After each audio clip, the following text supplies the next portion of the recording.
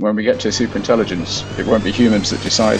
Calum Chace is back. Calum and I sat down weeks ago. He left me feeling that we needed to know exactly what did he mean by an economic singularity. If we say to Elon Musk and Mark Zuckerberg, you guys are going to be making pretty much all the money that is, you're going to have to share with everybody all around the world. You're quite likely to get a two-fingered reply. We've got to figure out how to make it acceptable to them and acceptable to the rest of us. We've spoken about the difficulty of trying to distribute wealth on a global basis. Collective action which takes money from the very wealthy and spreads it around the world. The reason why I think we need to think about this in advance is it's poor people are put under stress by not having enough money, and they look back in history and think it was better then. Could we not just go back to that? And that's what's happening now. We've seen Trump recently deploy these tariffs, and he's done it rapidly. The Chinese call Trump the nation builder. They think he's building the Chinese nation because superintelligence and the speed in which he thinks it can have a huge impact on humanity if we do develop a technology more powerful than we are. What are the constraints that are in place for these big AI businesses to contain and control that?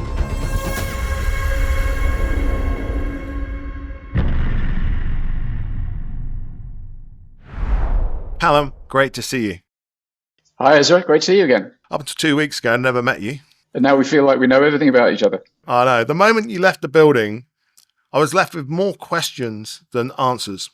And I think that's probably a good thing. Yeah, brilliant. Yeah, it was such a thought-provoking conversation. So thanks for taking the time out. I actually said this before, but actually the video and our podcast is actually done reasonably well. And I mentioned to you off camera earlier that I'm delighted that I actually asked you to do this prior to the success, as opposed to looking like some sort of mercenary. So yeah, thank you for taking the time. Well, that's a pleasure. As you know, I'm always happy to talk all day about this stuff. So look, the two things that I really wanted to delve into when we got into this world of AI, and we spoke a lot about where we are today, but more importantly, the impact that it might have. And you have some really fascinating views. Two in particular that I felt that we didn't really dig into enough, and I really wanted to understand. The first was the economic singularity, and the second part was to really explore with you a world of abundance. So what does this world of abundance really mean, and how do we get there? So maybe you could take the opportunity first of all just to explain maybe a little bit about the journey as to how you got to that theory of economic singularity, and we could explore that a little. Yeah, so it's similar to my thinking about AI as a whole, in that having read a lot of science fiction as a kid, Star Trek is an obvious example, a future where people don't do jobs. You get the things you need for a good standard of living by virtue of being a citizen. In Star Trek, for instance, there are replicators which can make whatever you need, clothing, food. They're just available for free, more or less. But I always thought that would happen, but it wouldn't happen until long after I was dead. And then I read Ray Kurzweil in 1999, his book, The Age of Spiritual Machines, which made me think about, well, he argues strongly that superintelligence is coming. In fact, he thought way back in the 80s that it was coming in 2029. And quite a lot of people in the AI industry now think he has been right all along. I think that's probably a bit optimistic, but you never know. So it made me take seriously the idea that the amazing future of AI was going to happen in my lifetime. And there's a whole series of enormous changes, miracles, which very advanced AI will give us. And many of them have upsides and downsides potential. And one of them is a future with no jobs, a future in which machines, AI software and software controlling humanoid and other robots can do everything that we can do for money, pretty much everything we can do for money. And as soon as they can do something that we do for money, they'll do it cheaper and better and faster than we can, because they're smarter and more dexterous and less vulnerable and less breakable. And because they can be improved all the time, whereas we can't. The sort of early 2010s, I guess, I began to take very seriously the idea that this jobless future was coming in the foreseeable future. And it should be a great thing, but it could be really awful if we don't figure out how to replace jobs as the way for people to get access to money and to all the things that money buys. So that's really how it all began. Science fiction, Kurzweil, and then thinking about the practical possibilities. That's fantastic. So maybe we could also start from here to understand exactly what you mean by an economic singularity. So this word singularity is quite controversial. It has very respectable origins. In maths and physics, it means a point in a process where a variable becomes infinite. And a classic example is at the center of a black hole, the gravitational field becomes infinite. And when that happens, the rules of physics break down and we don't really know what happens. So the fundamental idea is a singularity is an event horizon. It's something amazing that happens and you don't really know what's going to happen afterwards because the rules have changed completely. So the black hole one is obviously probably a very scientific version of it. Is there an example of this that you could give more practically to help understand it? Yeah, well, it got applied to human affairs, which makes it more comprehensible to the rest of us. It originally by a man called John von Neumann, who is one of the founding fathers of computing, an absolute genius, Hungarian fellow in the 50s and 60s. I think he died in the 60s or maybe late 50s.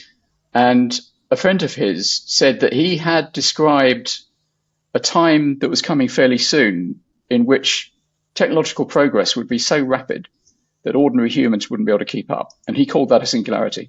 So that's the first known use of the word singularity in human affairs. It was then picked up by a man called Vernor Vinge, who's a science fiction author, who's written some great books, Fire Upon the Deep, Rainbow's End, and he used it to mean the arrival of superintelligence, essentially, an intelligence explosion when we become the second smartest species on the planet. And then that idea was picked up by Ray Kurzweil, who wrote a book called The Singularity is Near in 2005, and then The Singularity is Nearer, and I think last year that was published. And it was Ray Kurzweil who really popularized the idea of the technological singularity. And the technological singularity is the point when we create superintelligence, when we are the second smartest species on the planet. And we have this phenomenal tool, assistant, big sister, to help us solve all our current problems. And Kurzweil is almost pathologically optimistic. I mean, he for a long time almost refused to admit that anything could go wrong. We'd have this wonderful friend which would help us, and it was all going to be great. When I read his book, the 1999 book, Are We Spiritual Machines? I thought, well, yeah, I can see a wonderful future in this, but I can also see an awful lot of problems on the way, and it could go really badly wrong at the end. And one of the things that I thought was going to happen before we get to the technological singularity, before we get to superintelligence, is we were going to have machines which could do everything that we can do for money, cheaper, better, and faster than us. And I thought at the time, and I don't know about this now, but I thought at the time that would happen a reasonable number of years before we get to the technological singularity. So you have the end of jobs, and then a few years later, you have the arrival of superintelligence. And so I thought, well, the end of jobs is going to be an absolute game changer, probably the biggest event in human history up to that point. So that really deserves the term singularity as well. And then actually a friend of mine, Daniel Hume, who's the CEO of Contium, our company, he then created 4 other singularities. So there's been a real profusion of singularities. Somebody said once, it's a daft idea to have more than one singularity because it's a singularity. However, that's not true. There is we now believe that there are black holes at the center of almost all galaxies. So there's lots of singularities. So that's okay. So the economic singularity is simply the idea that we get to a point, machines are good enough that there's literally nothing that humans can do which is cost effective against a machine in any work, any job. And hence, there are no jobs for humans. So that's a super interesting point, and that's a great definition there. Just get into that a little bit deeper. The economic singularity is the point when there's nothing a human can do for money that a machine, software, robot combination, can't do cheaper, better, and faster. So that's worth getting your head around. And that moment that happens, or as you get close to that, or as you go past that, that's when you enter a singularity. Yeah. Yeah, that moment in time would be a singularity. it would. Now, there's a very interesting thing about timing. Firstly, when is this going to happen? And secondly, is it going to be gradual or not? So right now, as I know from the experience of my son, who's just been through the process, it is a really brutal job market for fresh graduates. It's really tough to get a job. And some people are saying this is the beginning of full automation, the beginning of the economic singularity. I don't think that's true. And I certainly hope it isn't true because we're nowhere near prepared. We haven't begun thinking about it properly yet as a species. I think the economic singularity will happen in a rush because, as economists are very fond of pointing out, when a job gets automated by a machine, that creates wealth because automation is making a process more efficient. So that creates wealth, that creates demand, and that creates new jobs. And because demand is very elastic, the demand that humans have for more goods, more services is very elastic. There's loads of other things that those people who have been automated out of a job can do instead. The adjustment can be very painful, and it's important not to minimize that. But we're pretty close to full employment now in Western economies, and I suspect we will stay that way, despite there being a lot of automation and a lot of churn. But I think there'll come a point when the last few things that we can do for money, that machines can't do for money, when those things get overtaken by machines, at that point, I think that's when you get the economic singularity, and I think it will be in a rush. So I think it could happen in a few months. You go from more or less full employment to more or less zero employment for humans. There'll probably be a few jobs left which will stay until the technological singularity. I mean, we may well want humans to be taking the most important strategic decisions in large organizations and in countries, assuming nations are still in existence. They may stay in human hands, but the rest of us, there won't be jobs. Let's just unpack that a little bit, right? When you say it with that level of speed, okay, are you envisaging at that point that superintelligence would reach a point where it may be running the company's economy, automations, and removing jobs that way? Because that would be the only way, I guess, that it would be able to move so rapidly over months. Does that make sense? Because if you're going to rely on organizations and governments to deploy this as a technology, that we were in control of this exceptional superintelligence, that change process would take a long time, just because working out how to deploy that in existing infrastructures and to do it in a way that met the requirements and needs of that business or the rules of that business maybe. So help me understand that. Are you talking about this conscious technology that takes control of us? Or are you talking about this technology is so powerful that it becomes such a powerful tool that every company, government in the world will use it to run their business? I think there's a subtle or significant difference, actually. Yeah, I don't think you need to get to superintelligence to have pretty much full automation. Automation's not new; it's been around for a long time, and we've had cognitive automation for quite a while. When I started working, there were secretaries in every office. Every manager, even junior managers, had a secretary, and it was considered low status to work with a computer. So the manager didn't sully, and it usually was his hand with the computer, and the secretary did things with a computer. Those secretaries don't exist anymore. I mean, there's a few, but they're basically gone because they've been automated. They've been automated by Microsoft Office and various other things. But the people who were secretaries are still working. In fact, they're doing probably mostly much more interesting work. Now, I think that the great majority of jobs that people do are not running companies, not running countries. Absolutely. If you think about the things that people do, they process claims in insurance companies, or they move information around in large companies, or they they operate marketing departments, they write social media posts and so on. Those things can all be automated, and you don't need to be a superintelligence to automate them. That's why I think that this full automation this economic singularity, It's in will process, isn't happen it? well before superintelligence arrives. Or they may not. It may be an AI complete problem, as they say in the trade, and it might be that you get superintelligence at the same time. And so we're separating those 2 points a little bit there, then, aren't we? When you're referencing superintelligence, I sense that you are concerned about superintelligence being this conscious technology that becomes It might be the conscious, it might not. apex predator. I guess its own level of autonomy or consciousness, not maybe a consciousness. Those are very different things. Yes, absolutely, yes. But I guess it has its own intent. You're concerned about that, but for sure. I'm concerned about both. I'm concerned about the future when there are no more jobs, and then I'm also concerned about what I think will happen later, or that may happen at the same time, which is when there's an entity on this planet which is a great deal smarter than us in every possible way. And when you're talking about it happening quickly, are you talking about this bridge between when we're using it as a tool to automate stuff and then it becomes this super intelligence? I think it can come quickly in the sense of, one day you've just got machines have automated an awful lot of surprisingly sophisticated things, like driving cars. Yep. Is a great example. I long thought that the arrival of self-driving cars would be the thing that would wake everybody up, and everybody would go, my goodness, machines can now drive cars. We don't let humans do that until they're adults, and we regulate them very heavily, but machines are already doing it, and they're doing it better, they're safer.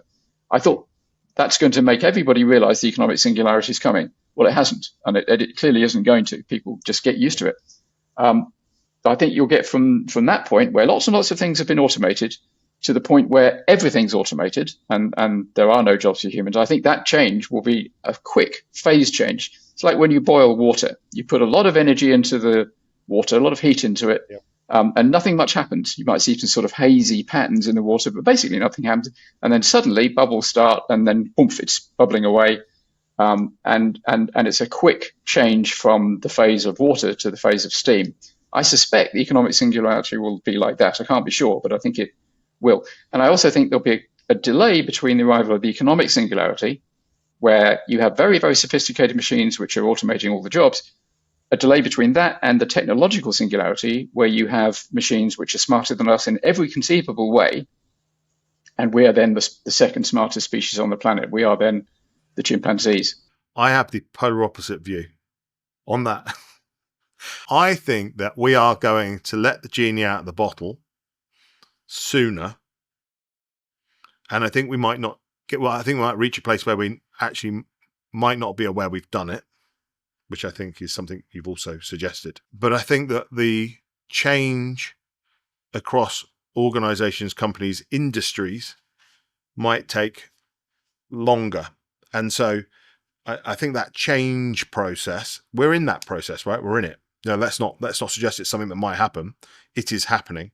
I mean, I've got a great example. I sit down, I'm speaking to a young lady who is leading an automation consultancy in the recruitment sector. And she's talking to me about all these wonderful automations and how busy she is and the demand for it. It's exceptional. Everything's exploding. Then we move into AI. And I kind of sort of shared a view that, AI might well replace the majority of a recruiter's role. And she was kind of puzzled and shocked by that. And she was like, really? How do you think that's going to happen? I go, I don't think you should think about if it's going to happen. You're leading it. You're doing it, strand by strand. And the reason I think that's actually a really simple window over the world right now. Does that make sense? That they're kind of just taking, it's 1,000 cuts and that we're kind of 333 in, and that feels completely fine. It's probably not until we're 666% of the way through that, things start to really creak, or maybe over 51%. So there is this lack of conscious awareness. People know it's here, know it's around, but they don't know or understand or consciously think about the day-to-day impact of it. And you mentioned something in our last conversation where you said that maybe collectively we can do stuff about this.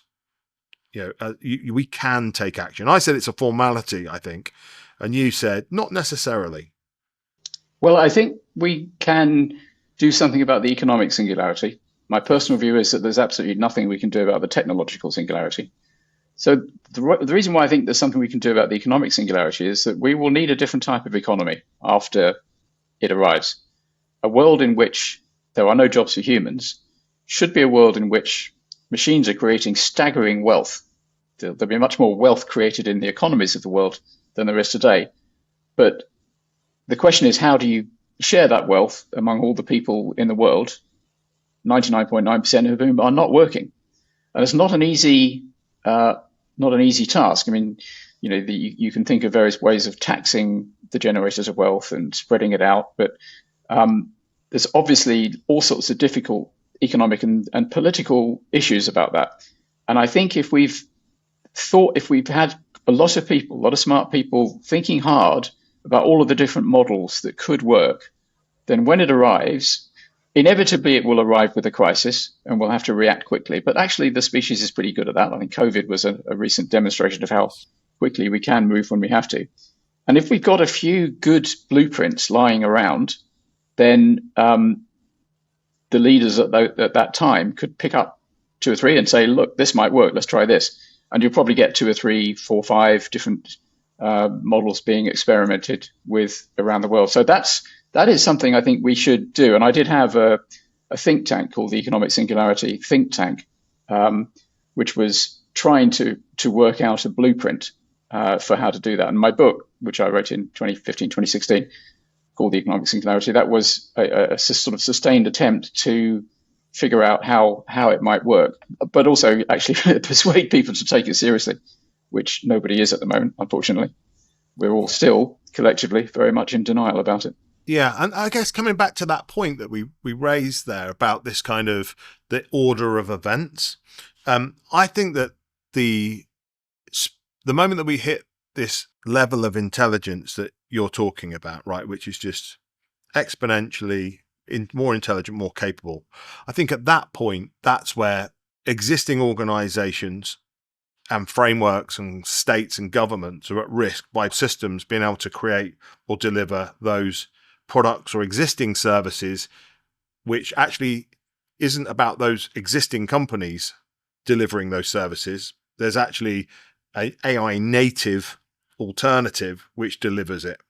And I guess that leads us on to this next kind of topic of a world of abundance. Because I guess if we think about the existing major organizations and we think about the amount of change that they would need to make in order to be the facilitators of a world of abundance, that seems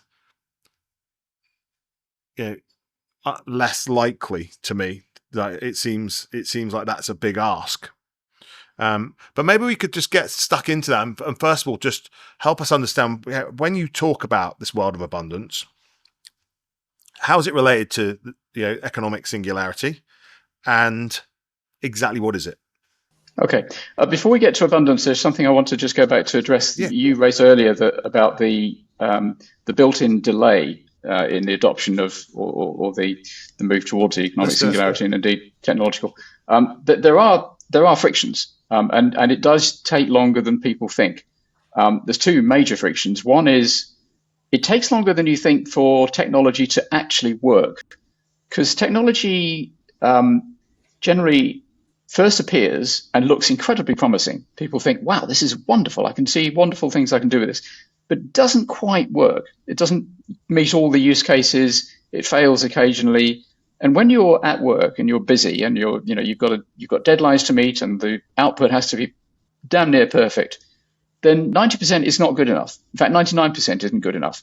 With self-driving cars, 99.99% isn't good enough. You've got to have many nines after the point of people not being killed before these things are acceptable. So technology takes longer than you think to be fit for purpose. And self-driving cars is such a good example of that, because for every year since 2016, Elon Musk has been promising full self-driving, and every year it's been wrong. It's over a decade now. So it takes longer than you think because of just the technology getting ready. And then the other thing is humans take a while to adopt technologies, even when they are ready. We have to, have a cup of coffee and think about it, and we're reluctant to move from the way we used to do things to the way we should do things in the future. Sometimes technology can't really be adopted until a layer of people has moved on to their next job, because they grew up doing things a particular way, and they don't see any reason why the people below them shouldn't learn the same thing. So that there is that potential for delay there, although that's often overcome if the technology simply makes a new process much more effective, much more efficient. Then if one set of organizations resist it, then another set of organizations rise up to replace them. That isn't always what happens. Sometimes existing companies can learn. And I think Microsoft is a great example of this. They missed the move to mobile, and then they caught up. And they missed the early phases of AI, and then they've caught up. Other large tech corporations have not done so well, and I won't name them, but they know who they are. So you can get the incumbents changing, and sometimes incumbents will kind of, like Apple, fade and then come back very strongly.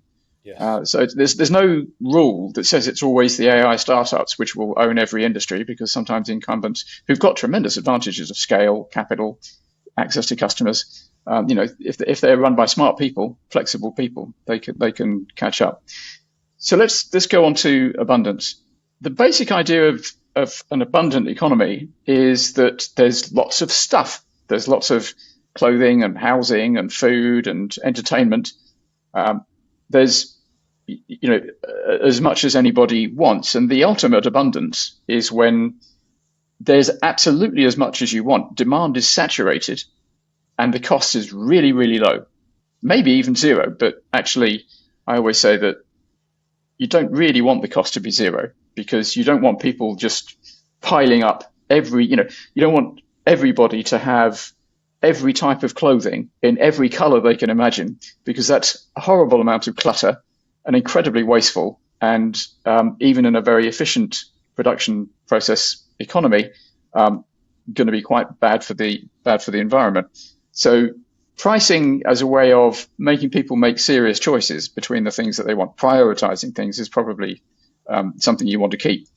But in an abundant economy, you don't have to worry about where your next meal's coming. You don't have to worry about how you're going to afford to replace your car when it breaks down. It is simply abundant. There's lots of it. The issue is how you share the abundance, how you share it across the whole world, all 9 billion of us, or however many we are now, in a world where there's no jobs, in a world where you can't work for a living. I think we will still work, and I think we will get our meaning from the work we do, as well as from our relationships and our hobbies and so on. But it's just that the work you do won't be remunerated by money, because anything that is being paid for, there's a machine that can do it quicker, better, and faster. Paint a picture for us as to how this could look. 15, 20 years from now, let's suggest that we hit it 20 years from now, right? This world of abundance. What does it look like? As I'm an average punter walking down the street, So in an ideal world, goods and services being produced by AI and robots are so cheap that it doesn't cost very much for governments to provide everything we need, more or less for free. So everybody gets, I don't like the concept of universal basic income for a bunch of reasons, which we could come back to, but say universal generous income, or a progressive generous income, rather than just a flat universal one. Everybody has access to the assets they need to acquire all the goods they need. Now, that doesn't mean you have to tax the people who own the assets and the people who are producing all the wealth very heavily, because everything's so cheap. The taxes actually can be quite low. So you can have very rich people, but everybody is extremely comfortable. So what might your life be like? You go to a shop to buy some food, or you have some food delivered, and you hand over some credits, some currency, perhaps it's going to be a crypto, who knows. It's not a lot, it's a small amount, but you do have to do an exchange. There is an exchange involved, because you want people to prioritize so they don't just waste resources. But the amount you hand over is a very small part of the sum of money that you get given every month or every week or whatever by some organization, whether that's government or whatever it is. It's not, it doesn't put you under stress, as poor people are put under stress by not having enough money and having to husband their resources very carefully and not having enough. We want to get rid of that world. So everybody has a plentiful income. A lot of things would probably not be bought, but they'd be peer-to-peer or shared. I still think that, although it's a slightly old idea, but I still think it's quite likely that transport, for instance, would largely be not individually owned. Yeah. So there'd be self-driving cars wandering around. If you want to go from A to B, you wave one down or you summon it on your app, it picks you up, drops you off, and you never need to own a car. That certainly is a world you can imagine in cities, and very possibly in rural environments as well. And equally, if you want to travel somewhere, then the price of an airline ticket or a boat ticket is not very high. So everything you want, all the goods and services, they're very cheap, and they're all well within your reach, because of this economic transfer that's going on from the people who are very, very wealthy and who own all the assets to everybody else. Now, the reason why I think we need to think about this in advance is it's really hard to see how you get from here to there. If we say to Elon Musk and Mark Zuckerberg today, in 3 months' time, we can see the economic singularities coming. You guys are going to be making pretty much all the money that is made at all in the world. You're going to own most of the economy.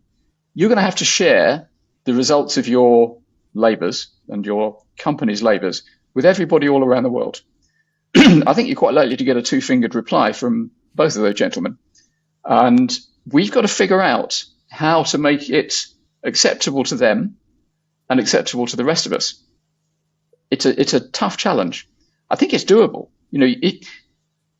If we can't answer the challenge of how to share enormous wealth among everybody, if there's enough wealth being created to make everybody very, very comfortable, everybody all around the world, if we fail at that challenge, then frankly, maybe we don't deserve to survive the arrival of superintelligence.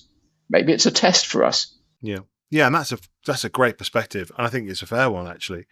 Historically, we have stepped up to the mantle, and on really critical issues. Obviously, nuclear is the obvious example. Albeit, I see a number of people drawing parallels that I don't see. The containment of nuclear is completely different to the fact that these models are open sourced and abundant and can be sat on someone's laptop in any part of the world. And so completely different challenge, but we do step up when we need to. So I'm hopeful there. So what's really interesting about that, from your hypothesis there and that vision you've got, you actually see a number of these goods and services being nationalized. I don't, but I know why you say that. What I do think is that there's going to need to be a mechanism for providing assets to all of us. And governments may well be the organizations which are responsible for taxing very rich people, taxing the people with the assets, and then sharing assets around the rest of the population. It might not be governments, it might be some other organizations. Maybe we can find a way for the Mark Zuckerbergs and Elon Musks of the world to share it themselves, and maybe they would go along with that. It's not a totally daft idea, that actually, because when the economic singularity comes, they and the few thousand people like them may well have a choice between, on the one hand, going and sitting on very well-defended islands surrounded by incredibly offensive machinery, guns and robots, whatever, and waiting until the rest of the world dies of starvation. Or they come up with a plan to keep everybody alive, and not just alive, but happy, so that they're not rising up with pitchforks. Now, I'm not sure about those two particular gentlemen, but I think most of the people in that class probably don't want the first world. They probably don't want to watch the rest of the world die. I've known quite a few rich people in my life, and they're just like everybody else. They're usually a bit harder working and sometimes a bit smarter, but there's an equal mix of good and bad in them as there is in the rest of us. And I don't think many of them would want to watch the rest of the world die. So there's a number of different mechanisms by which you could share the wealth that's going to be created. But we need a way to share that wealth, and we haven't got a plan for it yet. No. Well, you come back to that tokenization credit kind of model that you mentioned there. And I guess as we move out of a cashless society, more and more so, that actually that does offer governments the ability to take more control over the way in which people are paying for goods and services, and actually how they license goods and services. So maybe you could imagine a world where actually, organizations need a license in order to sell services, goods and services. With that license, you're then able to transact financial transactions. Yeah. There's probably an almost infinite number of ways you could tax people. And I'm just trying to give a practical, because rather than leave it up in the air, maybe you could give that. Maybe that's one of 100 million ways that you could probably skin it. But you could imagine a place where they distribute contracts to operate. Those are linked to being able to make payments. And that's where a new economy emerges, actually, and it's taxed at a certain rate. And those people are able to use super intelligence as a platform and tool to deliver goods and services of some sort. Yeah. I think a tax can be very simple. You could have a flat tax, a flat solidarity tax. Let's say there's 10,000 people who, like Musk and Zuckerberg, own productive assets in the post-automated world. And then the rest of us don't. We own next to nothing, certainly in the way of productive assets. And you have some central organization, or maybe it's not, maybe it's a decentralized organization, but somehow there's a collective action which takes money from the very wealthy and spreads it around the world. One of the very obvious challenges is this isn't happening within one country. I mean, at the moment, the majority of the people who look like they're going to end up in that group of 10,000 or so are in America, and some are in China, and a small number in Europe, and not many elsewhere. But the sharing of the assets has to go to people in every country. Yes, and you can see it becoming regionalized much faster than it being globally addressed, unless the risks are global. We're seeing already this protectionism kind of mindset, aren't we? Which is to localize everything, and we're seeing everyone increase their local spend on military and defense, and different tariffs being raised globally in different places. People starting to look inwards, reduce their outward spend. So, I guess, and I can't see a place where that doesn't become more the case until the point it is a nuclear level threat to humanity. There are people who say that my view that you should be able to share the wealth around is hopelessly optimistic. It's true that we did make the COVID vaccine available around the world, but when there were shortages, it was every man, woman for themselves, every country for themselves, and the rich countries hoarded the vaccine for themselves and didn't share it equally with developing countries. It did eventually get around to everybody, but if you substitute money for the COVID vaccine, then a lot of people would have died by the time the sharing was done. So we have to do better than that. And it might be that we will fail. It might be that humanity will fail at this, which would be disastrous. What you also got to think about is the fact with the pandemic that we had in COVID is that we learned very quickly that there was a 98 or 99% survival rate. And so it wasn't really a threat to humanity. So actually that behavior existed when they didn't know it. And as they started to understand it, it become a more localized thing, which again is kind of interesting. It kind of demonstrates again the way that we respond to threats, really. Yeah. But the sheer scale of the challenge that we're facing in the economic singularity, my main point that I keep coming back to is that we just need a lot more thought going into what are some potentially good outcomes, some potentially good scenarios. And there's an AI expert, Professor Stuart Russell, who said a long time ago that what we should do is get a whole load of economists and science fiction writers and lock them in a room, not let them out until they've come up with a series of good proposals for how you survive something like the economic singularity. I think he's dead right. I think that's absolutely what we should be doing. Yes, and I think that you're right there. The everyone is aware, even the producers of this, people that have, your Sam Altmans and Zuckerbergs and Elons, and they're all shouting from the rooftops that this has massive implications. And I don't see there being any better opportunity for governments and on a global level to immediately invest in seeing how they can seize this and control it as an opportunity. So that's the other point, isn't it? Which is, if they get ahead of it, if they really invest in it, actually, and they can see these potential long-term benefits, try and retain their individual ability to innovate and be the leaders of the market.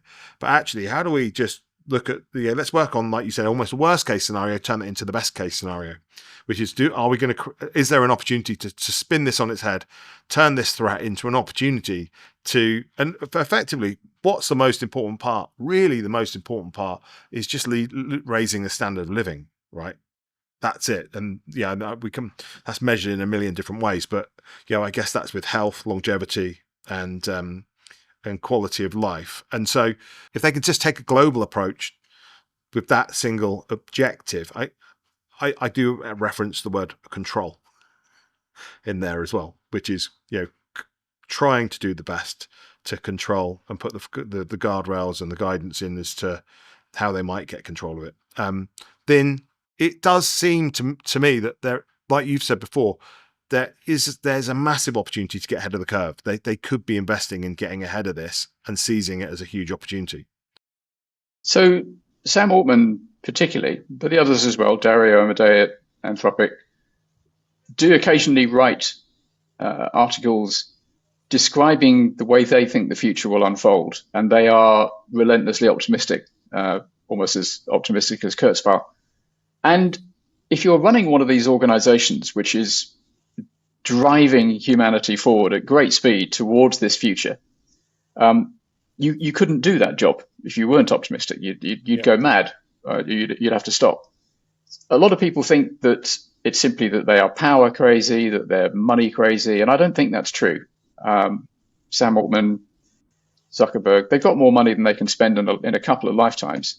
I do believe they like power, no doubt, but I think fundamentally they're excited about the future. They believe it's going to be positive, and they want to speed it up. They want to make it happen quicker. I don't think they've done enough thinking, and this is very arrogant of me because Sam Altman's a lot brighter than I am, but I don't think he's thought seriously about the mechanism for sharing the wealth.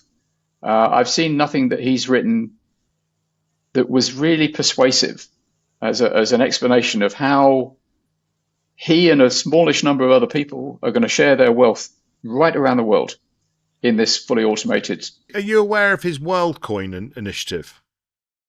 Vaguely, yeah. Yes, yeah. So he has launched this WorldCoin where everyone on the planet is going to be distributed a wallet with a certain number of coins on it, in anticipation, I guess, of that credit-based system that you're talking about, on the basis that we're going to need a global currency. Yeah, but I'm not sure. I'm not aware of him talking about topping that up with enough money for everybody to live well forever. It's all very well having a currency, but you've got to provide you've got to provide the assets. Agreed. And it's interesting you say that he's not raising or addressing what the core threats of that might be, but it would seem that he's taking action. He's asking the right questions. Try to own what is needed as the infrastructure to solve the problem in the future. So whether he's talking about it, in my opinion, he's taking action because he knows it's in the post. Yeah, yeah. No, he is definitely asking some of the right questions, and he's been experimenting with UBI for quite a long time. A lot of the experiments with UBI seem to me a bit pointless. They prove over and over again that if you give people money, it makes them happier. Well, that shouldn't really surprise anybody. And if people need to be surprised by the fact that free money doesn't turn everybody into lazy drug addicts, then I don't think you understand human nature very well. Yeah. Being poor is miserable, and it reduces your options drastically. Being rich is much better. So what we want to do is make everybody rich. The issue with UBI and everything else is, how you get that sharing process to work. What's the mechanism? What's the incentive? and particularly to make it global. That's the really hard bit. When you talk about rich, I know I'm going to help you. I'm going to let you reframe that, because I know that what you really mean, or I believe you mean there, is this healthy, happy place, as opposed to how rich could be interpreted. Well, it depends what your yardstick is. I mean, you and I are fabulously wealthy compared to average people in the Middle Ages in the UK. Fabulously wealthy compared to the poorest people in the UK at the moment, and certainly in less developed countries. So by that standard, yeah, I am talking about rich. I often say, what we want for the whole world's population is the living standards of a middle class American. And that does, of course, raise immediately in a lot of people's minds the fear that that's environmentally disastrous. I don't think that's true, because I think increasingly more and more goods and services will be virtual. I think people will spend a lot of time in virtual reality, and production processes getting more efficient means we'll use fewer of the Earth's resources to produce them. But in principle, what you want is everybody around the world to have the living standard of a middle class American. Yeah, it's providing a platform to be able to people to live a healthy and happy life, right? That's what we're talking about there. Yeah, you want to get people all the way up the Maslow's hierarchy of needs. You want to take care of their basic needs of food and shelter, and their needs of social life and friendship, and then all the way up to self-actualization, which you can't do unless you've got the lower levels sorted out.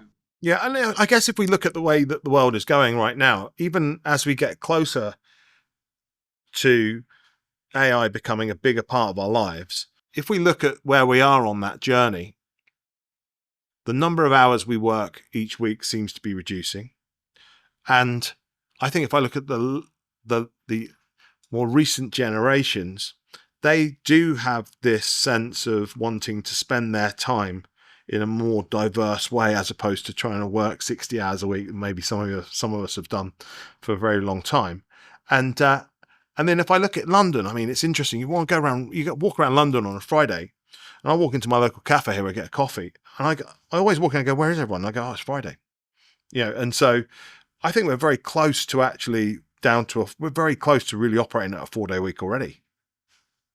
Well, I thought I haven't been in the formal workplace for a decade and a half, but I thought London had now become a twat city. Tuesday, Wednesday, and Thursday, and people are working at home on Monday and Friday. Now, whether they're actually working, I think they probably are.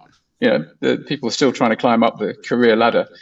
People, on average, across developed economies, are working fewer hours than they did 100 years ago or 200 years ago. But the people who get paid most, people in elite jobs, if that's the right word, they work probably longer than their equivalents did 100 or 200 years ago. And that trend, I suspect, actually will continue until we get to the economic singularity, because the leverage and the increase in wealth and power you can get by working harder if you're in an elite job is greater and greater. That leverage is greater and greater. But yeah, we're probably reducing the amount that most people work, and that again will probably continue. Yeah, it's just an observation, really, as you lean into this, what you're talking about, leaning into that Maslow's hierarchy of needs and having this self-actualization phase where you've got more time to invest in the things that you want to express yourself and share. That's worth dwelling on, actually, because one of the things that comes into most people's minds when you talk about a future of jobs, whether I know jobs for humans, is, well, how will we all get meaning? And I think that's the wrong question. I think how will we all get money is the right question. But this thing about meaning, people believe, and I think wrongly, that most of us get our meaning from our jobs. I think most people get a sense of structure in their lives, a sense of belonging to the society that they're in through their jobs. But that's just because everybody else has got jobs, or most people have got jobs. If you're in an environment where most people haven't got jobs, then you wouldn't need that. You wouldn't need that form of structure. And I think that it's proved regularly that the great majority of people don't get real meaning from their jobs.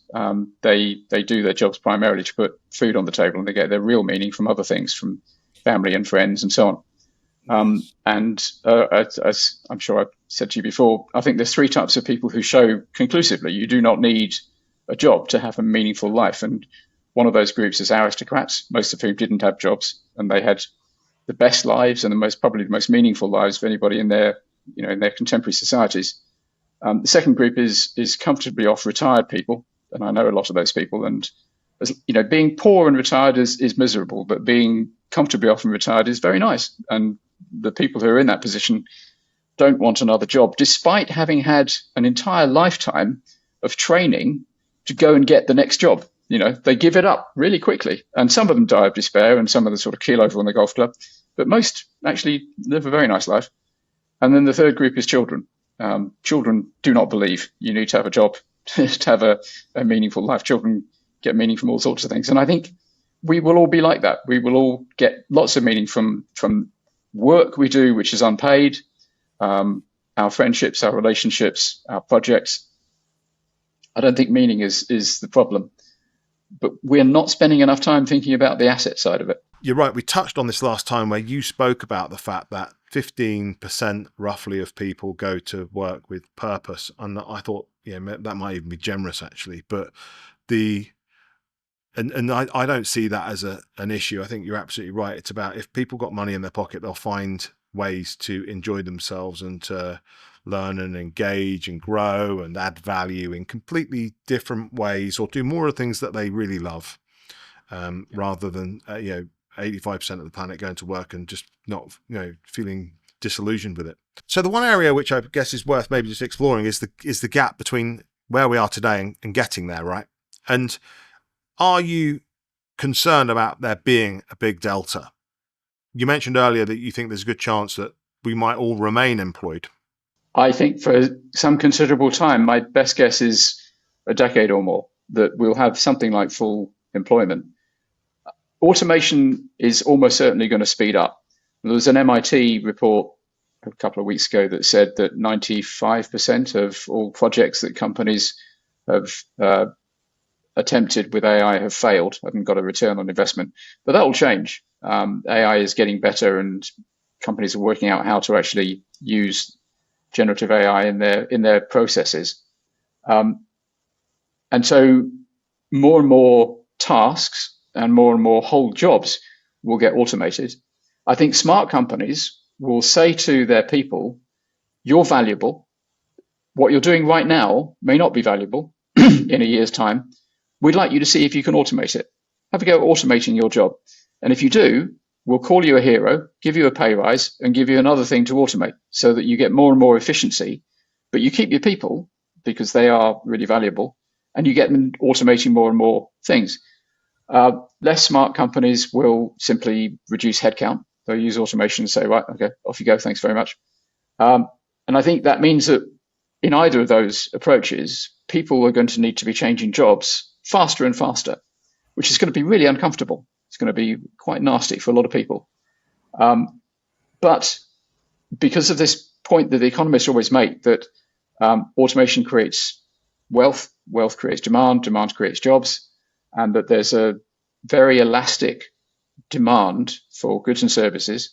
So even if 50% of all the jobs in the economy got automated, the remaining 50% of work of jobs that machines can't yet do would be done by 100% of the people, because demand is elastic.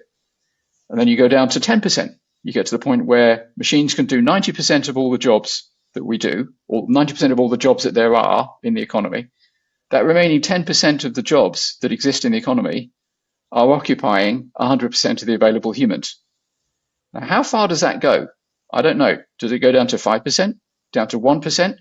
Before you get to the point in the economic singularity happens, and suddenly the great bulk of humans can no longer do jobs. I do think that's going to take a while. I don't think we're going to get superintelligence by the end of this decade, although we might. There's lots of smart people saying we will. It seems to me it will probably take a bit longer, but it might not be much more than 10 years. You could imagine full automation within 10 years. And is that a big delta? Yeah. The difference between now and a world in which there are no jobs for humans, and you got to hope that we figured out the distribution problem. That's and it's it is an event horizon. It's a totally different world. I am a capitalist. I do believe that competition is a very successful mechanism for improving the performance of organizations. I think where it's applicable, it's what you want to keep. So my goal would be what I call fully automated luxury capitalism. But this distribution problem, it's a massive, massive problem. Not only envisaging what it looks like when we get there, but also envisaging how we get from here to there, the transition. Because if the transition is very bumpy, you could have all sorts of problems. One of the things that happens with when societies change is people get uncomfortable with change. They don't like it. And they look back in history and think, it was better then. Could we not just go back to that? And that's what's happening now. We have very, very powerful populist movements in most countries. Populists are absolutely in charge in America. They're in charge in Hungary and in Russia and in Turkey. Populism is backward looking. It says the way things used to be is better. We can go back. We can't go back. Technology makes that impossible. We need to look forward. Populism stops us looking forward. And populism, of course, as most people know, has no answers because it's not asking the right questions. And most of the answers that it gives are dishonest. So it's totally negative. We have to hope that it runs itself out sooner rather than later, because populism ends one of three ways. One way is that the populists kind of get found out and get disgraced. And an archetypal example is Joseph McCarthy in America in the 50s. He went from being a junior senator, nobody knew who he was. He stood up in the Senate and said, I've got a list of 200 communists in the State Department. And within 2 years, he was the most powerful senator in the country, and he was tormenting people in all sorts of industries, Hollywood and everything else. He made the mistake of taking on the American army, and the Americans are very patriotic about their army. And within 4 years, he died as a heroin addict and a drunk. So that's one way that populism ends. Another way that it ends is that the populace just kind of survives, does untold amount of damage, but dies peacefully in their bed, like Hugo Chavez in Venezuela. And then the third ending of populism is Hitler. They burn the world down. So they, mismanage their economies, mismanage international relations, continually find new enemies, external enemies to hate. That ends up in war. And obviously war is incredibly destructive. We have to hope that the current wave of populism will end the first way, the Joe McCarthy way, and not in the Hitler way. Yes, yeah. I want to bring you back actually to a part of that, which is that vision of a capitalist kind of world. And we've, the future, how that could drive innovation and competition and improve standards. And I think you're absolutely right. That is 100%. And I've seen that with people which are deploying AI, making improvements, making efficiencies, and then using their existing team to solve new problems and improve customer experience, which is great. And that's just going to drive competition in their industries. And so, but I want to just bring back to an example really where we've seen Trump recently deploy these tariffs, and he's done it rapidly, right? It's significant change on the global landscape. And actually, the world has, it's fluttered and it's kind of, but fundamentally, we've kind of driven right the way through that. Effectively, the largest economy in the world has made significant changes, hasn't it? And so I guess there are two parts to that. The first part is the fact that we've demonstrated that, again, change can be made on a fiscal kind of level rapidly. And the second part is that the world's pretty robust in many ways as well to absorb those changes. Well, it is until it isn't. We don't know what the impact of Trump's tariffs are going to be. Tariffs are a tax on the population of the country which imposes the tariffs. So yes, what he's doing is making American consumers pay more for their goods and services, and that extra goes into the coffers of the government, which will, perhaps offset the big ugly bill, which is increasing the American deficit to ungodly levels. It's extremely likely, it's not been proven yet, and maybe this is wrong, but all economic theory says that tariffs are harmful to world trade and to the economy that imposes them. So it's extremely likely that he's degrading the American economy. We just haven't seen the results yet. The stock market doesn't think so. The stock market thinks that companies are still very, very profitable, and so it keeps hitting record levels. But the great majority of economists think that he's damaging the US economy, also damaging America's reputation worldwide, because even if America later on votes him out, we now know that Americans are prepared to vote for that kind of leader. And even if they vote for somebody that's more palatable to the rest of the world next time around, they might change their mind again. Yes, I see the big benefit of that as actually the fact that there are a number of countries which have been dependent on the US, which will actually use this as an opportunity to become more independent. Well, the Chinese call Trump the nation builder. Yeah.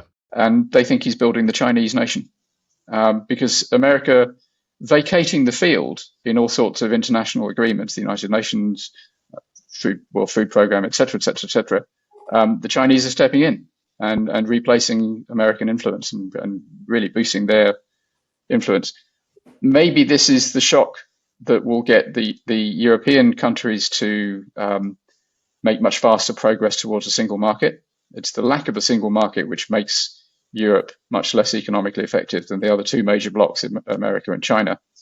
There's been a lot of talk about Europe rearming, and it hasn't been terribly visible, but there was a very interesting article in the FT recently that used satellite analysis of defense establishments, defense companies, and concluded that they are expanding, that Europe actually is rearming. It is actually happening. Now, if Europe could do that with an AI industry as well, we're a long way off doing that, but it needs to happen. Maybe Trump is administering a shock, an electric shock, to the European body politic, so that Europe will step up and become a competitive bloc again. I absolutely agree with that, and a way to look at it is competition again, isn't it? It's the fact that someone's made a bold move in their marketplace, and people are having to respond to it. And actually, what they've got to do is they've got to sharpen their own tools up to ensure that they're fit for purpose in many ways. And I think from that perspective, I see it as a medium-term, kind of longer-term benefit to many countries which have been too dependent on the US taking decisions for it. And where it gives me confidence is the speed in which he's deployed those tariffs. And it demonstrates that our ability to adapt quickly to change, like you suggested, also an example around the pandemic, we do have the ability to adjust to this. And so from that perspective, I find some comfort in us managing the medium-term fiscal, and the financial and distribution issues. Longer term, I agree with it, complete pain. One of the bigger issues is also being longer prepared by the eventual putting in place today the foundations that ensure that if we do develop a technology which is more powerful than we are, what are the constraints that are in place for these big AI businesses to contain and control that? Well, as we discussed last time, I don't think there is anything we can do to constrain an entity which is smarter than us. I think when we get to superintelligence, it won't be humans that decide what happens next. Let's summarize that. Give me a high-level summary of where we've gone today, Calum. So we talked about the fact that unless there's a silicon ceiling and some reason why machines have a ceiling to their improvement in their performance, in their capability, unless that's the case, or unless we stop improving them, which we're not going to do, then they will get to the point where machines can do everything that we can do for money, cheaper, better, and faster than us. And at that point, which I think will happen suddenly rather than gradually, we will be in a world of full automation, and there won't be jobs for most humans. The machines will be creating staggering amounts of wealth, but that wealth will presumably be controlled by a very small number of people. The small number of people might be 0.1% of the human population, or it might be 5% of the human population. It doesn't really matter. The great majority of people won't be participants in it. In that post-automation world, we need a mechanism to share the abundance, to share the benefits of all this wealth being created, not just within the countries which are mostly creating it, which is going to be America and China, but all around the world. And that's very, very challenging. And there's probably lots and lots of different mechanisms that could be chosen to do it. I don't think any of them have been mapped out in detail. And I think we should be trying to do that. I think that's an intellectual exercise that we should be going through as a species. We should be saying, here's mechanisms 1 through 100 that you can use to share the resources. I think that it would be wise to try to keep the enormous benefits of the competitive market. And so I think fully automated luxury capitalism is the way to go.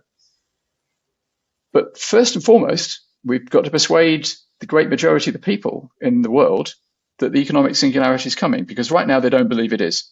Right now, they've been told about it over and over again, and they're sort of aware of it, but they don't really believe it. It's too scary to think about, so they're not thinking about it. And because the people aren't thinking about it, their leaders aren't thinking about it. Small numbers are showing signs of just, vaguely being aware that it's important, but they can't spend too much time thinking about it, because if they get too far down that rabbit hole, they get fired. So we need lots and lots of people to wake up to the fact the economic singularity is almost certainly coming. It's almost certainly coming within the lifetimes of many people alive today, quite possibly most people alive today. And we really, really need a plan to deal with it. Yes. And I think that I'd normally ask for a positive outlook or an outlook for the future at the end of these chats that we have. But I think more importantly here is that there's an alarm to raise, which is to say that identify this issue, it needs addressing, and get behind any opportunity to amplify its importance.